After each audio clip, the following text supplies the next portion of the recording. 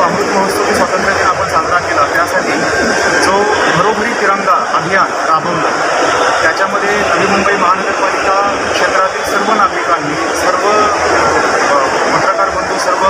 सन्माननीय लोकप्रतिनिधी यांनी मनापासून आपला सहभाग नोंदवला आणि हे अभियान यशस्वी करून दाखवलं। आज आपण पाहतोय की प्रत्येक वर्षी जो आपण 15 ऑगस्ट साजरा करतो यावेळी याच्यामध्ये आपल्याला जो साधारणतः फील आहे बाहेर त्याच्यामध्ये फरक जाणवतो। ही जी भावना हा जो सहभाग नागरिकांनी नोंदवला याच्याबद्दल मी सर्व नागरिकांचं अभिनंदन करतो। आजच्या स्वातंत्र्य दिनाच्या दिवशी आपण पुन्हा एकदा